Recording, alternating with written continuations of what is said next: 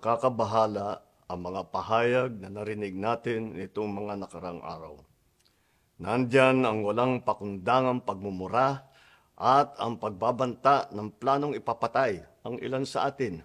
Kung ganun na lang kadali ang pagplano sa pagpatay ng isang presidente, paano pa kaya ang mga pangkaraniwan na mamamayan?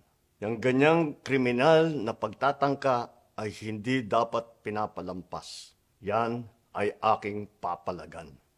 As a democratic country, we need to uphold the rule of law.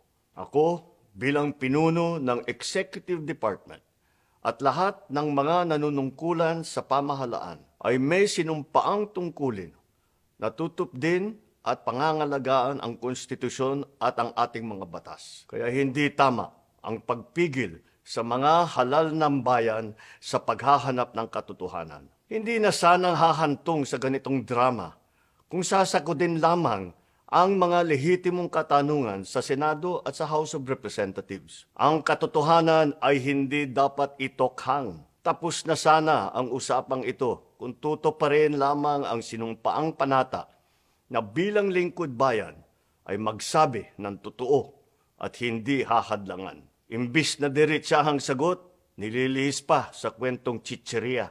Hangad ko na matuldukan na itong mga pangyayaring ito sa parang matiwasay at magdadala sa atin sa katotohanan. 12 taon din ako nanungkulan sa magkaparehong kamara ng Kongreso. Batid ko ang kapangyarihan iginawad sa kanila ng taong bayan at ng ating konstitusyon. Dahil dito, iginagalang ko ang kanilang gawain bilang isang independenteng sangay ng ating republika. Kahit ang buong executive branch, lahat ng mga ahensya ay hindi nakakaligtas at parating sumasailalim sa kanilang masusing pagsusuri. Bilang isang bansa, marami tayong mga paghamon na dapat harapin at mga suliraning dapat bigyan ng lunas. Sa kabila ng mga pambabatikos, nakatuon ang aking pansin sa pamamahala. Ngunit, hindi natin ikokompromiso ang rule of law. Kailangan manaig ang batas sa anumang sitwasyon, sino man ang tamaan. Kaya hindi ko hahayaan magtagumpay ang hangarin ng iba na hatakin ang buong bansa sa burak ng politika. Igalang natin ang proseso. Tuparin natin ang batas.